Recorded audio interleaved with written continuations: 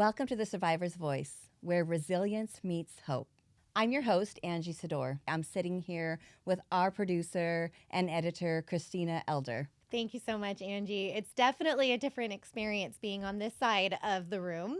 Yes. But I am really grateful for the opportunity to talk to our listeners a little bit. I just want to say really quick that this show has really changed me hearing these stories. It's a real reminder of the realities of this world, the horrifics of the world, but also that healing is not just about surviving. Healing is about being heard, being validated, being understood by people. Yeah.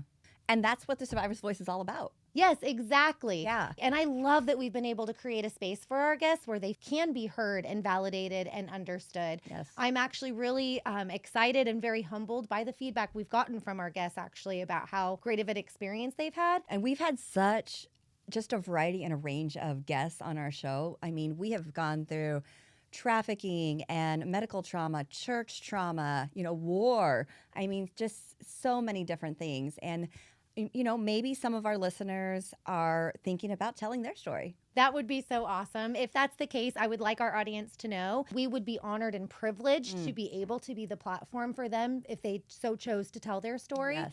We also believe that every single story can help someone else. Yes. That's our whole purpose here. Our listeners should know that you don't need to be a speaker. You don't even necessarily need to be past your trauma. You just have to show up. So if listening to this is maybe making your heart beat a little faster, maybe that's a sign that you need to contact us, that maybe you can help somebody else with your story. If you feel led to speak, we're ready to listen. So reach out to us at booking@thesurvivorsvoice.net. Your story matters here because your voice is your power. Special thank you to Bowman Carter for creating the original music for this podcast. You can find Bowman's music by searching for Bowman Carter on Spotify and on YouTube. We've attached his links in our description of today's episode. Please show him love and support. Survival is not just about staying alive. It's about hope, healing, and strength. This is The Survivor's Voice. I'm your host, Angie Sedore. Today on The Survivor's Voice, angry, throwing things, punching holes in the wall, stay out of his way. I need to figure out and go get help. I felt very afraid. the content shared on the Survivor's Voice podcast is intended to be informative and inspirational. We are not licensed therapists, counselors, or medical professionals. The views expressed are based on personal experiences and should not be considered professional advice. If you are in need of mental health support, please consult a licensed professional. Before we begin, this episode may contain discussions of trauma, abuse, or other sensitive topics. Listener discretion is advised. We don't recommend playing this show with young children present, and we encourage you to prioritize your well-being. Welcome to The Survivor's Voice. We are here with Paris for part 2 of her story. I'm super grateful that she was willing to continue on and just share more of what she has gone through and overcome. So let's get into it, Paris. Yeah. So at the end of last episode, you said that the likelihood of somebody else being re-victimized in another abusive relationship was a 300% chance. Yes, 300% risk, yes. And so is that something that you also experienced? Yes, it was. Okay. When I got out of foster care, I then entered a relationship with my previous husband, and at the beginning of our dating relationship, there was a lot of signs of anger, substance abuse, and him picking me up and throwing me to get out of his way when he would get angry. And while these were obvious signs to me and I felt afraid, I felt no one else would love me, and he did, and I equated at the time abuse with love, and so I stayed. Of course. Yeah. And so this is who you have all 6 of your children with? Yes. Mm-hmm. Yeah. So how long were you married to him? I was married for 15 years. Yeah, that's a long time. Yes. So it started out a little rocky. Did things progressively get worse, or did it kind of stay like that? It ebbed and flowed depending on circumstances, really. And a lot of the abuse in this instance became more emotional and spiritual and mental, and the aspect of he would assert himself violently around me but wouldn't necessarily lay hands on me until later. And so throughout my marriage, especially at the beginning, it was very much instilling fear by he's bigger than I am, just by being angry, throwing things, punching holes in the wall. And what I thought that was typical, now realizing that's not a healthy relationship at all, and no relationship can thrive, and children cannot even thrive in that type of environment. Yeah. And so a lot of it then became very degrading of me, my character. When I struggled with postpartum depression, that was being told to me that that was non-existent, that didn't actually occur. Who told you that? My former husband.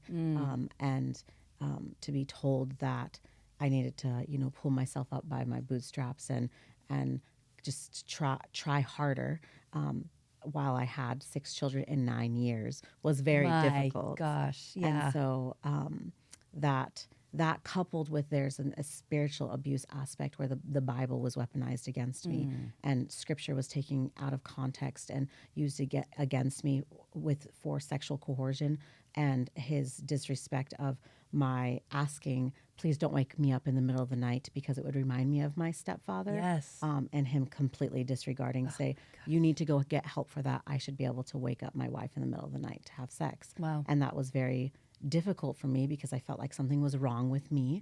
And to this day, he still doesn't know what has happened to me in childhood, because he didn't take To the this time. day, he To this doesn't day, know? he does not know. And there were times I would wake up from severe nightmares throughout my adulthood. I'd go 2 or 3 months fearful of falling asleep, because I didn't want to be woken up in the middle of the night, but I also didn't want to have nightmares. And all of my nightmares were surrounding replaying of my childhood, whether it was watching my mother's abuse or abuse done towards me. And when I'd wake up in the middle of the night, he'd just like, that's not real, go back to sleep. And so it was difficult, because I felt yet again silenced, Yeah. where I was being told that I don't believe you, Oh my even though not using those words, I didn't have the space to be able to process what I even didn't realize I needed to process. Yeah. It further emphasized and reminded myself, like, I'm not going to let my past define me. But not taking the time to work through these, again, came out in anger and fear, and how I conducted my life with my children, which was not healthy. Oh my gosh. So did you ever feel like he was forcing himself on you? Like physically, sexually, Yeah. and these things. There were times, yes and no. I very much acquiesced so that I wouldn't hurt. I knew that from a child. I watched my sister fight my stepfather, and she got it worse. Yeah. And so my default is what they call in psychology to fawn. Rather than fighting or freezing, I would just say, okay, if this is what I have to do, Yes. I would just do it, even though everything inside my body doesn't want to. It's screaming, it's crying inside. But to know, like, this is my apparently a marital duty, right, biblically, and that being weaponized against me was very difficult. How do you argue with that? I wanted to honor God. Yeah. And if this is what his word is saying, this is what I'm supposed to do. And I've now come to realize these scriptures, one, are not to be weaponized. Yeah. The men are not to be called to treat their wives in this way. And it's mutual. Sex is meant to be mutual, Yes. and a beautiful, loving thing. Yes. And in my home, it was anything but that. So did your kids witness any of this abuse? Most of it they witnessed was screaming at me, yelling at me, watching him throw chairs and his beer cans and whatnot. But I very much also tried to hide it from them. Yeah. And To protect them. To protect them, what I thought. Yeah. But in the end, I realized it wasn't protecting them, because again, I wasn't walking in truth. I wasn't walking in the sense of they need to know who their father is for who he is. And instead, I played along with the facade that he would put out on the outside, and that was a detriment to me. And I could say that now, not that I would say that I'm blaming myself as a victim, but I do have, in one sense, a responsibility And I can say that now, being able to process through the healing and whatnot. I couldn't say it then. Yeah. But I was willing to do anything to modify his behavior so that I wouldn't get hurt. So it was out of protection. Yeah. And that's what I thought then. Protect my children, protect myself. But it made the situation worse, even though it wasn't necessarily my responsibility. Yeah. No, it's that codependent behavior. Yes, very much so. Yeah. Yeah. So 6 kids. Did he have anything to do with like you? I mean, it just seems like you were pregnant a significant amount of times. Did he like you being pregnant?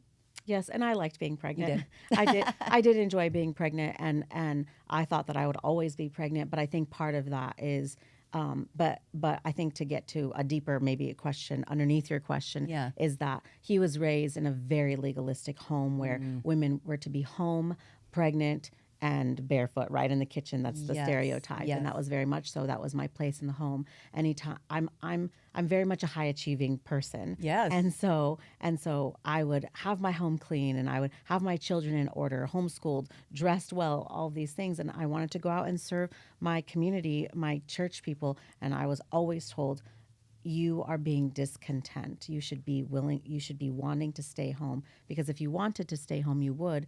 Otherwise, you wouldn't be discontent. And so that was very difficult for me because It's not in your nature. it's not in my nature, and it was very difficult. And so I kept making myself smaller and smaller, minimizing my gifts and my abilities, and until I became a shell of a self, and ended up divorcing. Yeah. But yeah. At what point did you have your epiphany of, oh my God, this is not a good relationship. I need to start finding an exit strategy.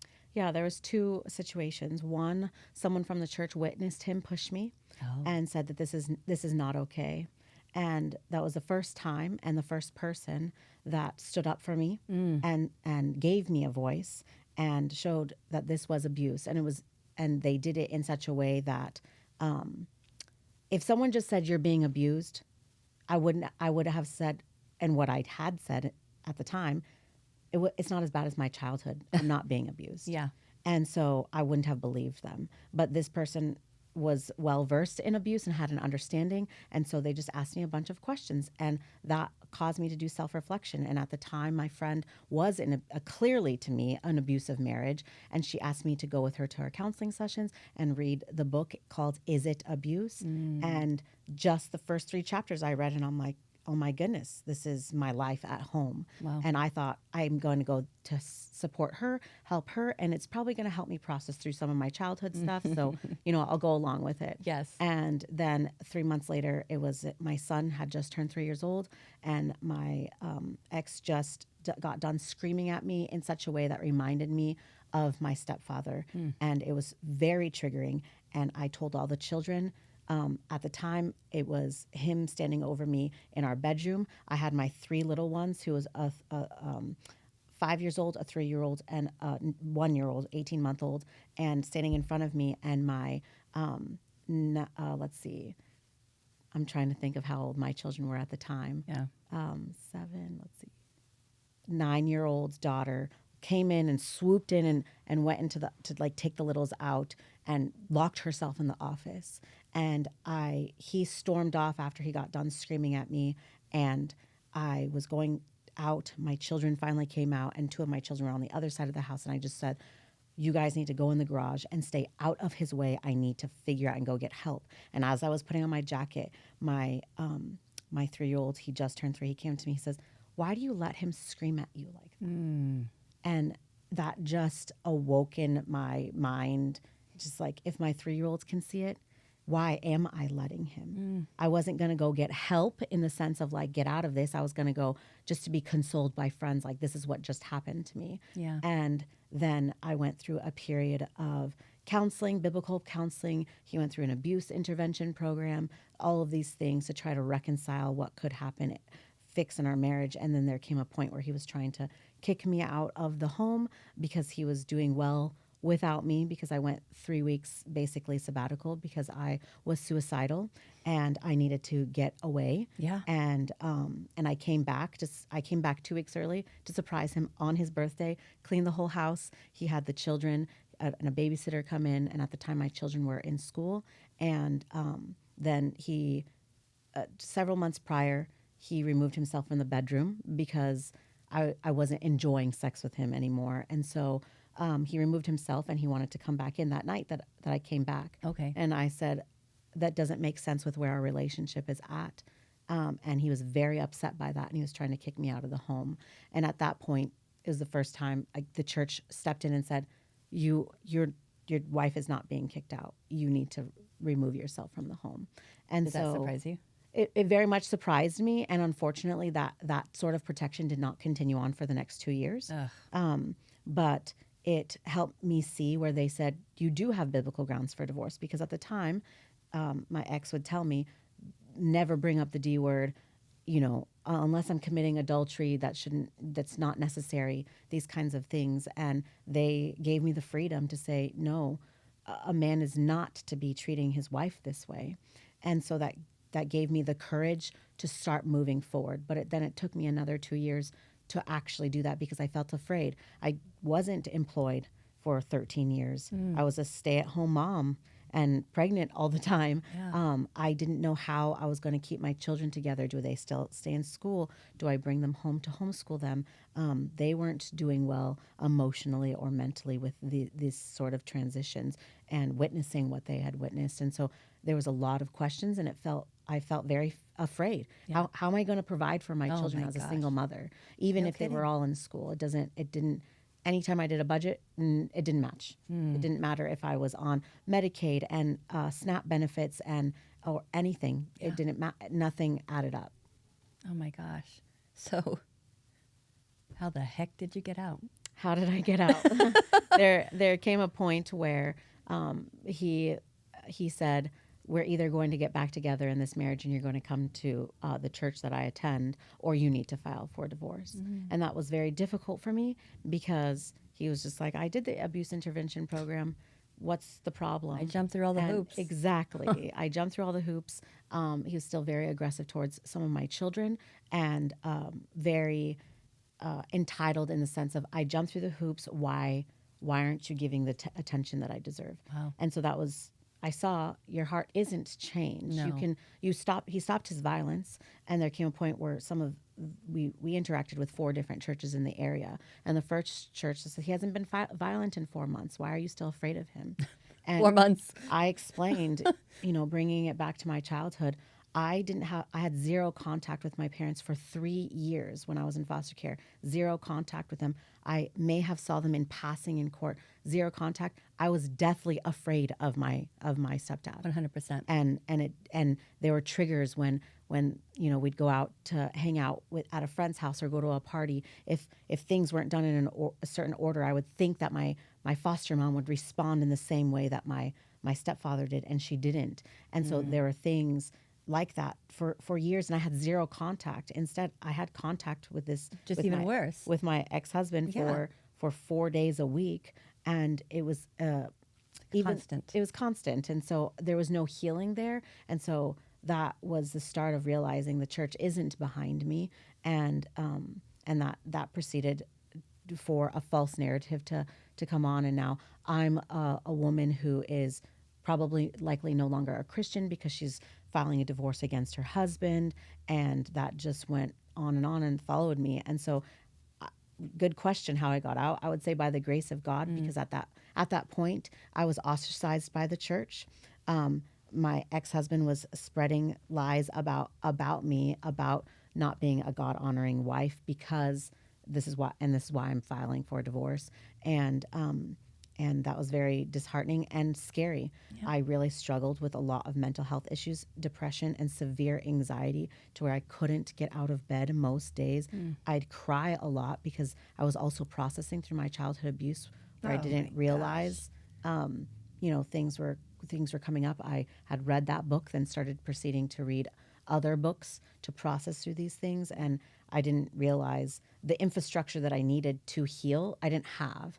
And so it was a repeated, I likened it to, I was in the ICU unit. Is that how you say it? Yeah. Yes, in the ICU unit. And I just got picked up and thrown on the ground from the hospital bed and kicked over and over again. And being told, heal. What's wrong? Oh my gosh. Hope in God. It's because you don't have enough faith while you're still in this sort of state, mental state. And so I was afraid because I didn't think I could even actually hold down a job because I mentally I couldn't even get out of bed. Wow. And so to process through that, it was definitely faith. I felt like the desert wandering, like the Israelites, is me and God. And I either like what Job's wife said, I either say curse God and die, and I'm just gonna, I don't even know what, turn to what. I was very tempted by alcohol to start drinking, because I didn't know how to deal with the misery that I felt inside. And not only that, the lack of support and friendships, and the church at the time, that was my family. That I wasn't raised in a Christian home. That was my first church. Oh my gosh. That I didn't have family, right? Yeah. This was my family, and to feel abandoned by them, it was devastating. That is devastating. And so I found another church that like was helping me through, but ultimately I really do feel that God met me there. And I can't give, several step way in how I got out. It was just literally one foot in front of the other, and being able to have the courage to ask for help, to apply for food stamps, to apply for Medicaid, things that I wasn't allowed to partake in when I was married. That was something not allowed. There were a lot of things not allowed. Yeah.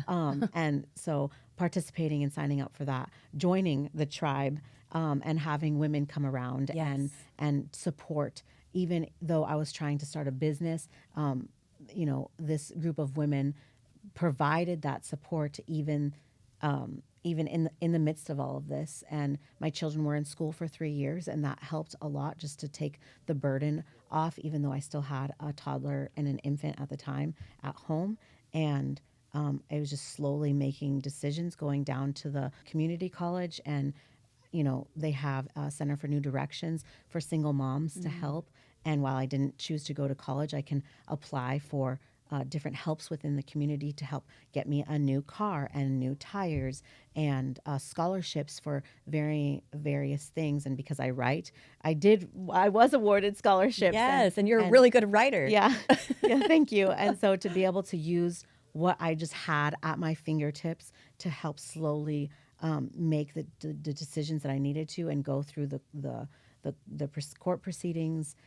It was all very, very difficult. It was literally day by day. It didn't feel like there were times I was like, I can't do this. Yeah. I can't leave him. I can't. I have to be willing to suffer through this. It was 2 weeks ago that I'm crying over my children because of the back and forth custody and the compromising positions that he's still putting them in. And there are times I've cried and of tears of regret.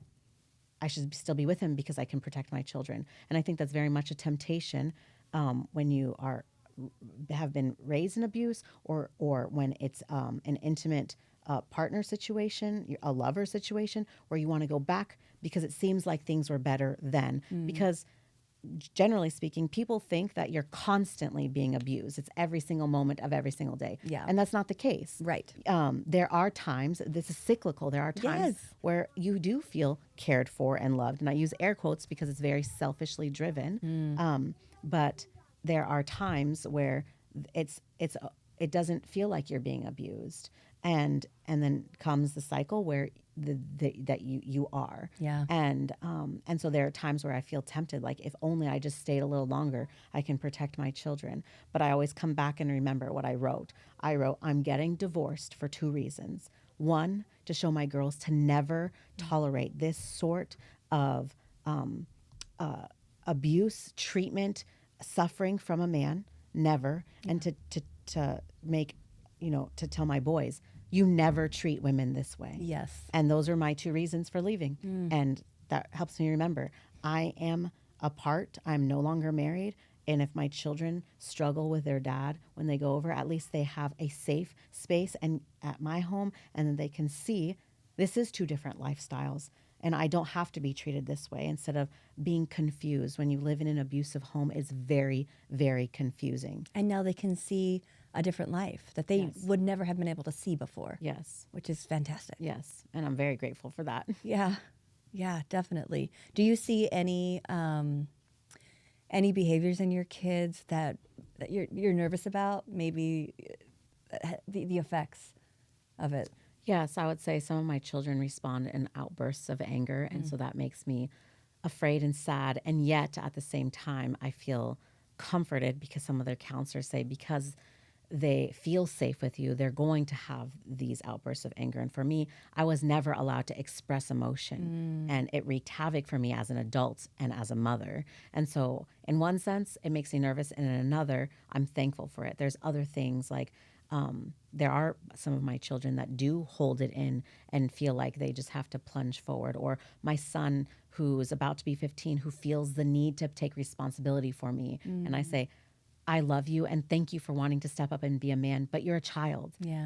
And I want you to remain a child. And I love that you want to, go to work and give me, he'll give me $100 and say, go get a pedicure, go take care of yourself. And I want to cultivate that heart in him. But I also say, you're also a child. Be a child, and it's okay. You don't have to work. You don't have to feel like frantic to provide and do these things. And so it's definitely a balance.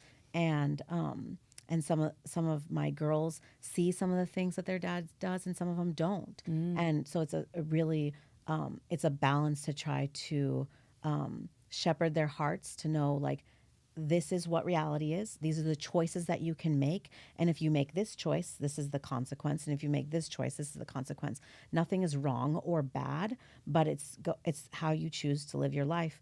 If dad wants to drink until the point of drunkenness, it's not your responsibility to beg him to stop. No. And so it's difficult to help them to discern these situations because they're only children. Yeah. And so there are definitely concerns there. And then also because we do have split custody, there's always the fear of parental alienation. There's only so much I can say and not say about their father's behavior. And so there's oftentimes I'm just having to listen and hear what they have to say and say, how do you feel about that? Yeah. What do you think you can do about that? And have to be very careful in my language. And again, very disheartening because the system doesn't always see what goes on behind closed doors. If they did have a camera and be able to see, I wouldn't have to prove a case, but it can easily be turned around against me. And so I just have to be very careful in how I talk with my children, and that's hard. Absolutely. Let's go back a little bit before you left him and it looked like maybe things were going to change in a positive direction. Do you feel like that was because he maybe was losing control, or he was afraid of losing you altogether? And so I think it's both. I think he genuinely wanted to try to change, but I think because there were aspects of his own mind, heart, and selfishness that, yes, there was an aspect of control that was leaving. And so for him to try to keep things together, he was trying to do everything like going through the abuse intervention program, but doing the bare minimum of these things. And so there came a point where he was agreeing, I understand you want to divorce me, I'll still take care of you. He said this in front of 3 different churches and these things, and I believed him. Yeah. And the very next day he called me and he said, I don't care what any of these churches say. I'm going to move back in tomorrow, and you can choose to submit and follow me or not. And that was the first time that I felt so afraid, because every other time his violence, everything was predictable. I knew most likely this is going to trigger him, or when something was, when he became triggered, I knew the exact pattern that would happen. Yeah. So I can brace for that. This was very new. And so there came a point where I'm calling safe passages, where I don't know where to go, what to do. I'm starting to pack everything. He's moving back into the house tomorrow. And I felt so afraid. Yeah. And at this point, there was nowhere for me to go. So I turned out all the lights, locked all the doors for the next 2 days, and pretended as if we weren't there. And he didn't have keys, and he didn't try to come. And then he started looking for us. And it was very scary in that sense. But then I still had hope again for the next 8 months until I ended up filing for divorce. But in that time frame where I felt like, could I leave, should I leave or not? I think what would have really helped me specifically was friends just checking in, but like in very practical ways. There were times I lost 20 pounds from not eating because I was so afraid. Yeah, that's a red flag. Yes. I could not sleep. And so these sorts of things, I had one friend once in that course of 6 years going through this back and forthness, trying to run away and not bring a box of stuff from Costco and a meal plan that said, I made this lunches or peanut butter and jelly sandwiches and meat and cheese sandwiches. This is what's for dinner. This is all this fruit and yogurt and cereal for breakfast, just to take care of me and my children at a bare minimum. Bare minimally, we need food and sleep. And so things like that more frequently would have been helpful to have people come around and babysit my children or just sit with me, even in silence, would have been so meaningful to me. And I had a friend that did that. And sadly, she had a very similar experience upbringing, and she was just 18 years old, sitting with me in silence, and would open up my curtains from my bed and would just sit with me and read scripture. And like a testimony of her faithfulness, but also sadness that an 18-year-old girl is going to do this for me, where there was an entire church of people that were essentially shunning me because I was no longer sitting in church with my husband, going to his church, or and filing for divorce. Wow. And so I think the help and support of friends that care, and sometimes, people say, like, let me know if you need anything. No. That, for me, No. I'm never going to ask. Never. And so it's, hi, I'm showing up on your porch with this food. Yes. I'm going to come over tomorrow and clean your kitchen and your bathrooms, and to be able to help you so that you can just think. For me to even fill out divorce paperwork was so overwhelming. And when he was threatening to move back in, I had to go to the court to fill out a protective order. I was shaking. Whatever I wrote, the judge did not grant a protection order because I was so afraid, and to just have someone there with me to help me even process.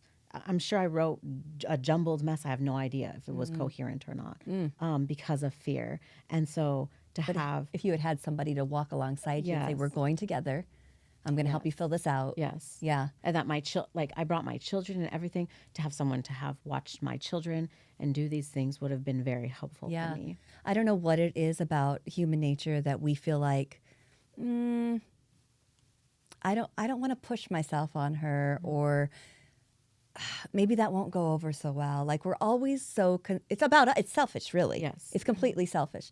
Because we're more concerned about what you're going to think about us than just saying, I'm going to do this for you. Right. Period. End of story. Right. And I think there needs to be more people that do that.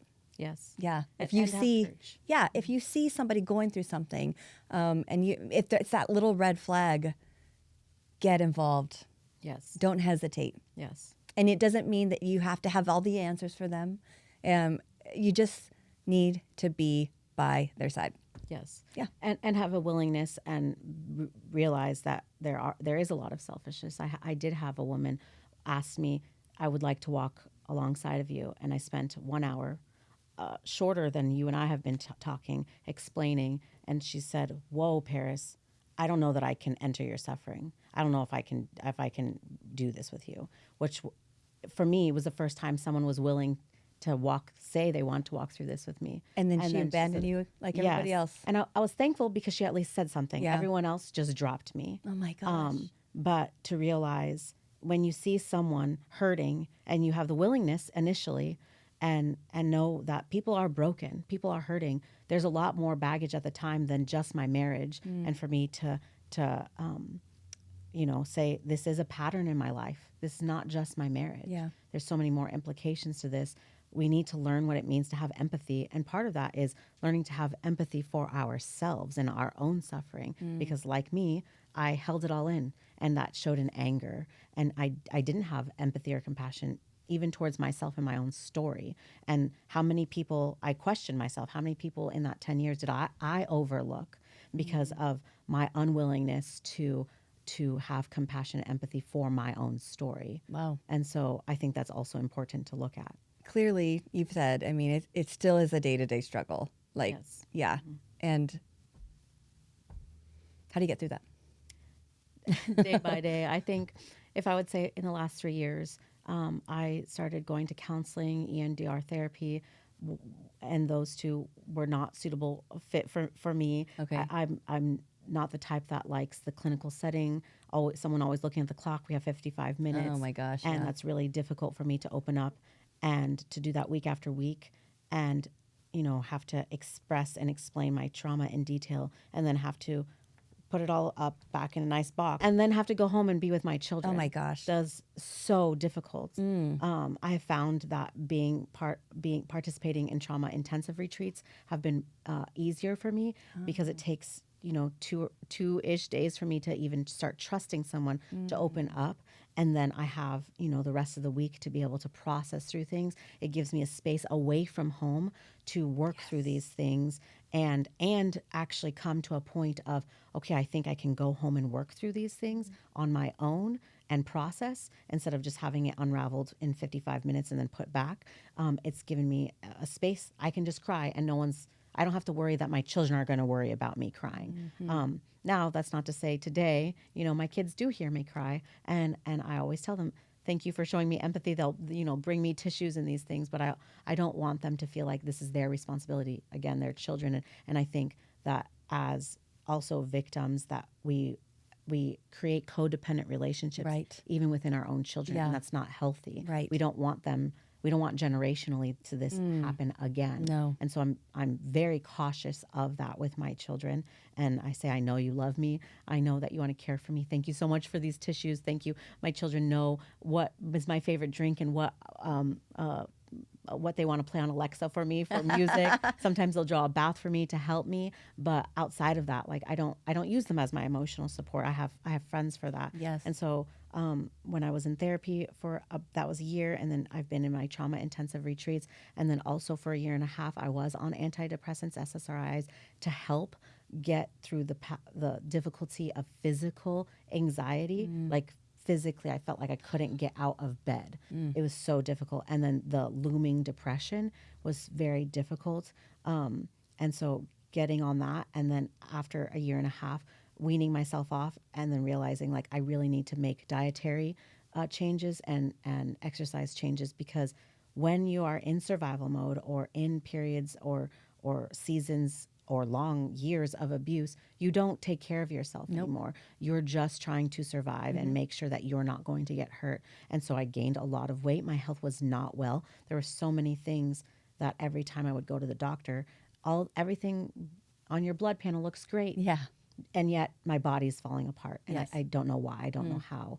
I have severe digestive issues. I go to get a colonoscopy. Your intestines is all twisted. You need to see a therapist. And it's because I was still living in what I was living in. And so taking my health very seriously this last year has been a vital prong to this. Yeah. My healing, and that's helped a lot.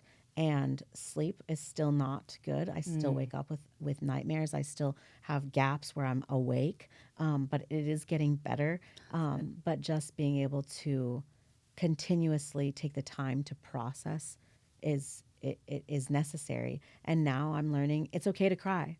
It's okay to be angry. It's okay to cry out to God these things that I was told I wasn't allowed to do. Yeah. I'm learning that it's okay, and I have safe friends that tell and remind me it's okay. And when I feel like I can't pray, because there are times I feel like I can't, they pray with me.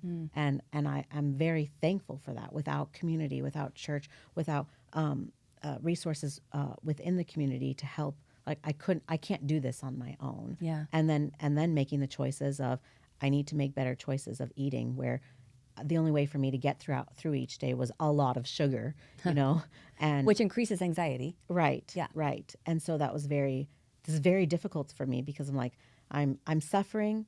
It's the spiral, and Oh my oftentimes a victim mindset that we can get stuck into. I'm suffering because this is what he did to me. Why am I still suffering at his hands when he's not even here? And the frustration of having to wrestle, like, he's not here, and I get to make the choice to take care of my body. But that's hard. I have to is wake hard. up every day and say, yes, this is in part his fault, but it doesn't have to continue to affect me or impact me. I can make this choice. But our minds Oh my have gosh. a mind of their own, and there are days that it's difficult. I just stay Yeah. in bed. And sometimes you get to, I know for me, it's like this, and I deserve this treat. right. Especially when I'm going through a hard time. Like, it's like this trigger, like, I'm going to eat however I want today Right. because I've gone through some shit. Right. And I'm going to eat shit. Right. Literally. Like, yeah. Right. And then it just makes it worse. Yes, and it makes it worse. The cycle. And so we have to remember we don't want to treat our bodies the way our abusers treated them. We are not That's trash. good. That's good. We're not trash. No. We are valued. You said earlier, or in the last podcast, like we have purpose, and we are worthy to take care of ourselves and to be taken care of. Yeah. And that first starts with us. We can't expect other people to care for us, and that's for me a lot of my mindset. I just want to be saved. I want to find a new man to help me and save me out of this. And it's not the case. No. I have to do this. I have to do this and make the choice myself to do it. And also, I have 6 pairs of eyes watching me as well. What choices am I going to make to help them? Again, the 2 reasons why I followed through the divorce. Girls, do not marry a man like this, and do not allow men to treat you this way. Boys, never treat women this way. And how can I continue to uphold that? But by being a changed woman myself. Yes. And I've tried hard to not make that like put pressure on myself, but it's just the everyday little choices. What am I going to eat today? Am I going to go to sleep at this hour? What people am I going to choose to surround myself with that are encouraging and helping me through this process? Or am I going to am I going to set the example of, I am trash, so I'm going to continue to let people treat me this way, including myself. Right. So one thing that I really want to commend you on, because not everybody turns the corner like this, is that you have church hurt. Yes. I mean, honestly, you were abused by the church. Yes. Because of the relationship that you had with your stepfather. As women, we always view God the way that our dads treated us. Yes. And so what I love about your story is that you have worked through and pushed through all of that it's like you haven't allowed it to impact your relationship with God. In fact, you're seeking, you know that God is a loving God. Yes. Yeah. And so you're wanting to create and develop that relationship with him, not based on the earthly relationship that you had. So can you talk about that a little bit? Yes, of course. I think first and foremost, it was a huge wrestling for me. I bet. 5 years ago, I didn't even understand the concept of God as father, because like you said, my biological father was very physically abusive towards my mother, and witnessing that firsthand, and then my stepfather that way, and preceding men in my life. I didn't even get into childhood boyfriends and these kinds of things, but and then my ex-husband, and then the church and pastors that I thought I could trust didn't protect me, and so it was very difficult for me to see God as father. And also the Psalms talk about all the time that he is our protector, and that specifically, I just worked through this last month to understand that God is protector. It's always been an inner wrestling for me. Sure. The question of, if God is so good, how can he allow evil, right? We always come across this question with Christians or non-Christians. Yep. Who is this God? And if he is good, then why? Yeah. Why does this suffering happen? And so for me, it's realizing that the word of God, one, is living and active. So he reveals that to us. And I think that we also need to be very careful to not view the world through the lens of other people. So if we want to know who God is, we have to go to his word. Yes. And I was lied to about, from pastors, from my ex-husband, about the character of God. And part of that was because I was kept from reading the Bible. I was only allowed to read it with my husband. Oh my And so once gosh. I started reading it for myself, I was like, this is not what this scripture says. This is not what this scripture says. It's not. And so realizing that these other people's voices were clouding God's voice, Yes. helps me realize I can at least get to know this God more. I believed him. I believed who he was, Yeah. but I didn't understand his character and his heart for me. And it wasn't until there were times where I'm like, okay, this is for me like a very cringeworthy verse because it was weaponized against me in my marital bed. Like, how do I work through this? How do I talk to people about this that are trusted, and like how do we interpret these things is helpful. And I think, again, as we're talking here, sharing your story with people that are safe and that are Christians that love Jesus, they will tell you. I have friends, 2 days ago telling me, what you suffered through is wrong. Yeah. This is not the God of the Bible. No. This is not how church is supposed to treat you. No. And so to be able to share that and people validate that and continually seek him and his word, not other people or what other people say who God is, has been tremendously helpful for me. But it's not without difficulty. It's not without a lot of tears and confusion, and where I thought, okay, I trust him as a protector, and then these things happen again. Or like I said, my children are being put in compromising situations where I'm just like, I don't get it, God. Like, I don't understand. Yeah. How can this happen? And yet he doesn't control us. God doesn't control us. Nope. People have their own free will to do evil. That's right. And so to have to wrestle with that is not easy. And I think, again, we need community, and we need, I love the church and I love Christians, but I think we also need people who are not Christians in our lives to balance that out, because so true. it shows. Yeah. The people that helped me through some of where I did have church hurt and shunning were unbelievers. Yep. And for me, that caused me to question a lot of things. Like I said, is Christianity the way to go? Is church continued on? Even my children were just like, this doesn't make sense. Yeah. And I was like, you're right, it doesn't. And yet God's heart is for the oppressed. His heart is for the widow and the orphan, or the child that's in foster care, or the woman whose husband or boyfriend or whomever is abusing them. That God's heart is for them. Yes. And sees them and doesn't want them to suffer. And yet, again, if you're in a Christian or faith-based context, your abuser makes you believe that it is your fault, and this is what you deserve because you didn't have enough faith, or you weren't submissive enough. And that I'm still disentangling in my own mind. Oh, I'm sure, because that was indoctrinated into you for so many years. Yes. It's not going to just undo. Correct. Like that. Yes, and it's hard. There are times, like I said, just on a phone call with a friend 2 days ago, them telling me that it's so important to remember he wants your tears. It's okay to cry. Yeah. Where I felt afraid because my stepdad told me never to cry. My husband told me to not cry because it was, quote, manipulative when there was literal abuse happening. And them reminding me, he collects every single tear in his bottle. Don't miss an opportunity for that. Yeah. It's okay to cry. Yeah. And to just have those encouraging friends to point me to his good character and his goodness and his love.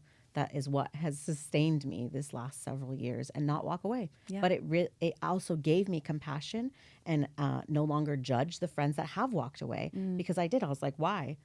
Just like we were saying earlier, like, It's easy to. yeah, it's easy to say, well, why didn't you leave him? Why didn't you do this? Why didn't you do that? Yeah. I had the same attitude of, why would you leave the church? Why can't you just get through this? And realizing I now understand, having experienced it, why you would leave the church, why you would turn away from God. Because if this is who God is and this is who God's people are, for me, I was like, I want nothing to do with that. No kidding. And so it's been a long process. And going to different churches, visiting, I still continue to try standoffish, Yeah. and going to different faith traditions, Yeah. still within Christendom, but experiencing different church services, because I realized some of them were very triggering for me. Oh my gosh. And so just finding where our family would fit, and we found it. We found a home church that Awesome. didn't look at me, first of all, with 6 children. That's a lot to go into church with, and as a single woman. There were many churches that I visited that I felt like I had a big D on my chest, and I was being judged. And I'm like, I don't know what else to do or say. This is who I am. This is what I bring. That's right. And I'm broken, and I want to be loved. Yeah. And so to be able to find a church that just have wrapped their arms around us has been healing in a lot of ways, and for my children as well. I love that. I think so many people, we don't realize, and this is one, my husband is a lot more greener in faith than I am. And so I always tell him, like, our pastor is a person, Yeah. just like you and me. Yes. And our relationship with God is between us and God. Right. I don't depend on my pastor to teach me the way. Right. That's my job. Right. It's my job to get into the word. It's my job to have daily conversations with God, Right. to question him, Right. maybe to yell at him, Yes. because he can handle it. Yes. And we have to have that relationship one-to-one with him and not depend on man Right. Yes. to do that for us Yes. because they're fallible. Yes. Yes. Well, is there any words of wisdom or encouragement? You've given a lot of them already, but and maybe somebody that's stuck in a hard marriage right now, Yeah. what would you tell them? It's really hard for me to give advice, generally speaking, because every situation is different.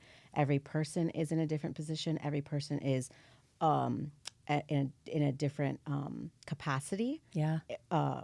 support system, dealing with their own thoughts and emotions. And so it's very difficult to give general advice because Yeah. each situation is so unique and also precarious in the sense of I don't know someone's ability to find safety, what type of marriage are they in. Mental and emotional abuse, spiritual abuse is very different than physical violence. Not that it's any less. It sometimes is more psychologically damaging. Yeah. But to give general advice is very difficult because each person's situation is different. And Very wise. and like for me, I had 6 children. It's difficult to move 6 children and to go into hiding. There are times where I left thinking that it was just going to be me and my pregnant belly and I'm leaving my kids behind because I didn't know how else to leave. And so to try to advise makes it very difficult. Yeah, that makes sense. But the encouragement would be, for me, look to Christ, 1, 2, ask for help. And oftentimes you have to discern who that help is. For me, I thought it was the church, and it wasn't. And so Pivot, right? Yeah, pivot again. Yeah. Right? There is the law, and sometimes the law is not helpful, like as shown in my childhood. And so you continuously try to find safe people, I think is very important. Even if you don't plan on leaving or you're not ready to leave or to seek safety, just to have one friend to sit with you and to care for you is immensely helpful. And so that's what I would say. Yeah, I love that. Well, awesome.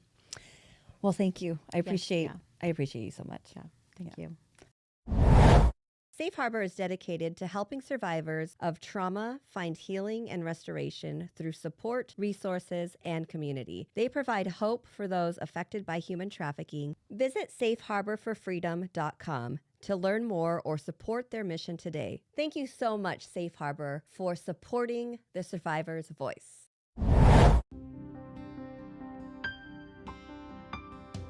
Next week on The Survivor's Voice, and asked him if he did it, and he admitted, and then the SWAT came in and took him. And she just broke down crying. All I know is that he used me as an example of why it was okay. thank you for listening to this story on The Survivor's Voice. I'm your host, Angie Sedore, reminding you that every survivor's story matters. A heartfelt thank you to our incredible listeners for your support and to the survivor community for your courage and resilience.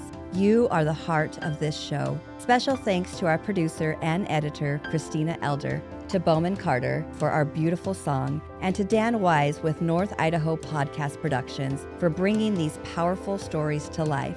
Your dedication, talent, and most importantly, your hearts make the survivor's voice possible.